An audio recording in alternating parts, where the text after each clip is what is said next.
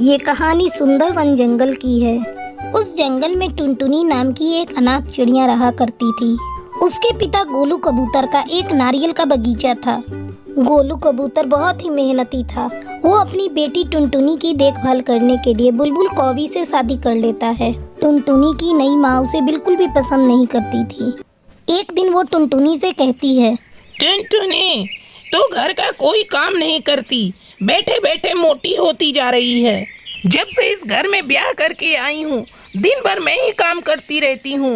माँ, तुम बताओ ना मुझे क्या करना है। जो तुम काम दोगी मैं उसे करूँगी। ये ले पैसे, जाकर बाजार से सब्जी लेकर आ। ठीक है माँ, मैं अभी लेकर आती हूँ। टुनटुनी सब्जी लेने सब्जी मंडी चली जाती है। थोड़ी देर बाद जब वो सब्जी लेकर लौटती है तो सब्जी अपनी माँ को देती है। अरे टुनटुनी, ये क्या, तू इतनी कम सब्जियां लेकर क्यों आई है? मैंने तो तुझे बहुत सारे पैसे दिए थे। लगता है उन पैसों से तूने अपनी पेट पूजा कर ली। नहीं माँ, आज सब्जी मंडी में सब्जियाँ बहुत ही महंगी मिल रही थी। चाहो तो तुम जाकर पता लगा लो। चुप झूठी, तूने पैसे भी चोरी किए और मुझसे जुबान भी लड़ाती है। आने दे आज तेरे पापा को, वही तेरा इलाज करेगा। शाम को जब गोलू कबूतर घर आता है तब बुलबुल कौवी उससे टुनटुनी की शिकायत करने लगती है। देखो जी, अब तो इस घर में या तो ये चोरनी रहेगी या मैं रहूंगी। क्यों, क्या हुआ? क्या किया मेरी बेटी टुनटुनी ने? जब तक तुम कुछ कहोगी नहीं मुझे पता कैसे चलेगा? तुम्हारी इस चोरनी बेटी ने सब्जी के पैसे चुराकर चाट पकौड़ी खा लिए और मुझसे झूठ बोल रही है। नहीं पापा, मैंने कोई चोरी नहीं की। सचमुच सब्जियाँ आज बहुत ही महंगी थी। इसी तरह कुछ दिन बीत जाते हैं। बुलबुल कौवी हर समय टुनटुनी को घर से बाहर निकालने के लिए उपाय ढूंढने लगती है। एक दिन वो अपना सोने का हार टुनटुनी के स्कूल बैग में छिपा देती है और फिर हार ढूंढने का नाटक करने लगती है। वो शोर मचाने लगती है, टुनटुनी के पापा, टुनटुनी के पापा, मैंने अपना सोने का हार यहीं रखा था, वो अब नहीं मिल रहा है। हाय हाय, मैं क्या करूं? वो मेरी माँ की निशानी थी। अरे सुनते हो जी, जल्दी इधर आओ, तुम भी तो हार ढूंढने में मेरी मदद करो। बुलबुल कौवी के शोर सुनकर गोलू कबूतर वहाँ आता है। अरे बुलबुल रानी, तुम्हारा हार कहाँ जाएगा? वो यहीं कहीं कमरे में होगा, तुम अच्छी तरह से ढूंढो। मैंने बहुत देख लिया जी, अब मैं कहाँ देखूं? आपकी बेटी के कमरे में तो मैं देख नहीं सकती। आप ही जाकर उसके कमरे में तलाश करो। लगता है उसे चोरनी ने मेरा हार चुराया है। ठीक है बुलबुल, तू शांत हो जा, मैं अभी जाकर टुनटुनी के कमरे में देखता हूँ। गोलू कबूतर टुनटुनी के कमरे में जाता है। उस समय टुनटुनी चिड़िया पढ़ाई कर रही थी। गोलू के पीछे पीछे बुलबुल कौवी भी वहाँ आ जाती है। गोलू कबूतर हर जगह टुनटुनी के कमरे में तलाशी लेता है, लेकिन हार कहीं नहीं मिलता। तभी बुलबुल कौवी कहती है, अजी, इसके स्कूल बैग में भी तो देखो, कहीं इसने अपने स्कूल बैग में तो हार नहीं छिपाया। अरे बुलबुल, तुम ये कैसी बातें करती हो? अच्छा ठीक है, तुम नहीं देखोगे तो मैं ही देख लेती हूँ।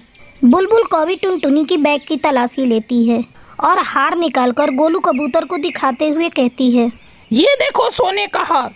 मैं कहती थी ना कि तुम्हारी बेटी चोरनी है, लेकिन तुम ही मेरे बात को नहीं मानते थे।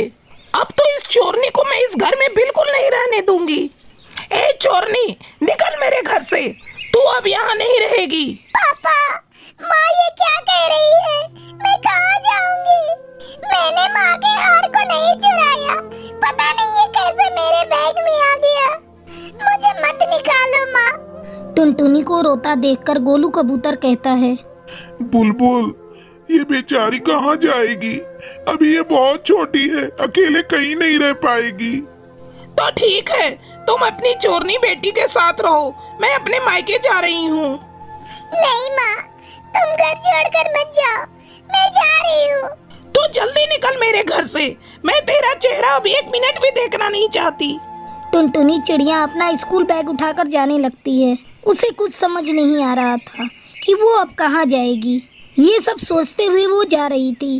तभी उसे अपने पिता का नारियल का बगीचा दिखाई देता है। वो सोचने लगती है। कुछ देर तक मैं यहाँ बैठकर आराम करती हूँ, थोड़ी देर बाद नए घर की तलाश करूँगी। टुनटुनी नारियल के पेड़ पर बैठकर आराम करने लगती है। तभी उसे उस पेड़ पर एक बड़ा सा नारियल दिखाई देता है। अरे ये तो बहुत बड़ा नारियल है, मैं इसे काट कर अपना घर बनाऊंगी। टुनटुनी चिड़िया अपना स्कूल बैग उस पेड़ पर टांग देती है और किसी तरह उस नारियल को काटकर एक अच्छा सा घर बना लेती है। फिर उसमें आराम से रहने लगती है। एक दिन कालू कौवा उस नारियल के बगीचे की तरफ से जा रहा था। तब वो टुनटुनी का नारियल घर देखता है। वो ये बात गोलू कबूतर को बताने के लिए उसके घर जाता है। उस समय गोलू कबूतर बीमार अपने बिस्तर पर पड़ा हुआ था। उसकी ये हालत टुनटुनी के घर से चले जाने के कारण हुई थी। कालू कौवा गोलू कबूतर से कहता है, गोनू भैया, तुम बेकार में टुनटुनी की चिंता कर रहे हो। तुम्हारी बेटी बहुत ही गुणी है। वो नारियल के बगीचे में नारियल का घर बनाकर रह रही है। मैंने आज उसे देखा। ये बात बताने के लिए मैं तुम्हारे पास चला आया। अब तुम उसकी चिंता बिल्कुल मत करो और जल्दी से ठीक हो जाओ। लेकिन कालू भैया, मुझे अपनी बेटी के बगैर कुछ भी अच्छा नहीं लगता। अब मैं भी अपनी बेटी के साथ नारियल के घर में रहूंगा। ठीक है गोनू भैया, पहले तुम ठीक तो हो जाओ।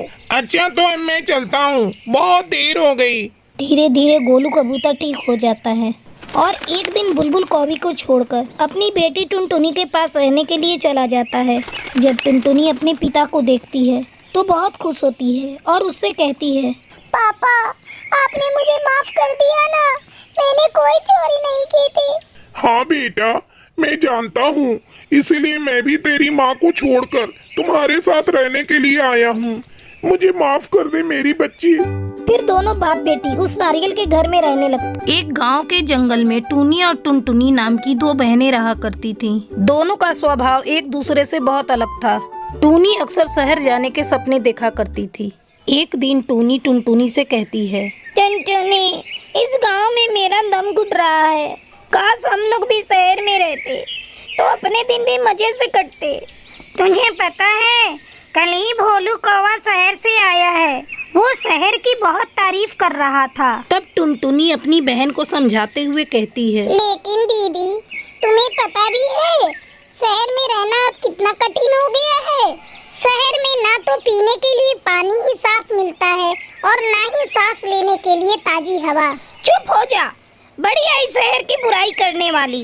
तुझे ये सब कैसे पता? वो दीदी, ये सब मैंने अखबार में पढ़ा था। टुनटुनी, तुझसे कुछ भी कहना बेकार है, तू नहीं समझेगी। खैर टुनटुनी, मैं भोलू कौवा से मिलने जा रही हूँ। इतना कहकर टूनी चिड़िया वहाँ से चली जाती है। भोलू कौवा के पास पहुँचकर टूनी कहती है, भोलू, मुझे भी शहर जाने को बहुत मन करता है, लेकिन क्या करूँ, जब भी कहती हूँ मम्मी पापा मुझे डांटने लगते हैं। अरे टोनी, इसमें सोचने वाली कौन सी बात है? अगर तुझे शहर चलना है तो तू मेरे साथ चल। कब तक तू अपने बूढ़े माँ बाप के लिए अपनी जिंदगी बर्बाद करती रहेगी? कल सुबह मैं शहर जा रहा हूँ, अगर तुझे जाना होगा तो तू सुबह मेरे पास आ जाना। अगले दिन टूनी चिड़िया बिना किसी को बताए भोलू कौवा के साथ शहर चली जाती है। शहर आकर दोनों साथ साथ रहने लगते हैं। धीरे धीरे दोनों को एक दूसरे से प्यार हो जाता है और एक दिन दोनों शादी कर लेते हैं। कुछ दिन इसी तरह बीत जाते हैं। एक दिन टूनी चिड़िया को अपने घर की याद आती है। अगले ही दिन वो अपने गांव आती है। जब वो घर आती है उस समय टुनटुनी घर का काम कर रही थी। जब वो टूनी को देखती है तो उसे पहचान नहीं पाती और कहती है, कहिए, आपको किससे मिलना है? इस समय मेरे माँ बाप भोजन की तलाश में गए हैं। तब टूनी कहती है, अरे टुनटुनी, तूने मुझे पहचाना नहीं? मैं टूनी हूँ। देख मेरे ठाट बाट, मैं बिल्कुल हीरोइन लग रही हूँ और तू अपने आप को देख, बिल्कुल काम वाली बाई लग रही है। दीदी, मैंने तो आपको पहचाना ही नहीं। वैसे एक बात मैं आपको बता दूं, मुझे आप हीरोइन कम चुड़ैल ज्यादा दिखाई दे रही हैं। तभी तो मैं आपको पहचान नहीं पाई। आप अभी और इसी वक्त यहाँ से चली जाइए, वरना अगर मम्मी पापा आ गए तो आपको धक्के मारकर भगा देंगे। टुनटुनी, तू मुझे देखकर जल रही है, इसीलिए ऐसा बोल रही है। मैं मम्मी पापा से मिलकर ही जाऊंगी। उस दिन आपको अपने मम्मी पापा का जरा भी ख्याल नहीं आया जब आप इस घर को छोड़कर चली गई थी, वो भी किसी को बिना बताए। टुनटुनी अब ज्यादा मत बोल। तू मम्मी पापा की सेवा कर रही है ना, यही बहुत है। तू गांव की गवारन है और गवारन ही रहेगी। मुझे इस गांव में नहीं रहना था, इसलिए मैं शहर चली गई। मैं तो कहती हूँ अब भी कुछ नहीं बिगड़ा, तू भी मेरे साथ शहर चल। आने दे मम्मी पापा को, मैं उनसे कहूँगी कि वो इस घर को बेचकर शहर में एक नया घर खरीद लें। तुझे भी शहर में रहने में बहुत मजा आएगा।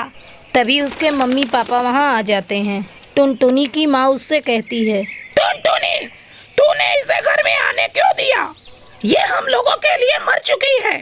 अब तो मेरी बस एक ही बेटी है और वो तू है। अब तो इसका मुंह भी मुझे नहीं देखना। ये जहाँ से आई है कह दे वहीं चली जाए। टुनटुनी अपनी बहन को घर से बाहर निकाल देती है। टूनी वापस शहर लौट आती है। अचानक एक दिन टूनी की तबीयत बिगड़ जाती है। तब वो भोलू कौवे से कहती है, सुनिए जी, लगता है अब मैं नहीं बचूंगी। आप ये खबर मेरे माँ बाप तक पहुँचा दीजिए।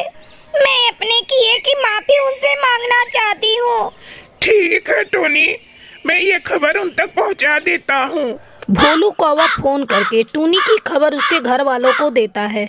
टूनी की बीमारी की खबर सुनकर टुनटुनी से रहा नहीं जाता और वो शहर आती है। जब टूनी अपनी बहन को देखती है तो वो उससे माफ़ी मांगती है। तब टुनटुनी उससे कहती है, दीदी, अब तुम सोचना बंद करो। मम्मी पापा ने तुम्हें माफ कर दिया है। अगर तुम्हें शहर में रहना अच्छा लगता है तो तुम खुशी खुशी यहाँ रहो। मम्मी पापा को अब तुमसे कोई शिकायत नहीं। टुनटुनी के मुंह से ये बातें सुनकर टूनी को बहुत ही राहत मिलती है और वो धीरे धीरे ठीक हो जाती है। इस तरह दोनों बहनें अपनी अपनी जिंदगी हंसी खुशी बिताने लगती हैं।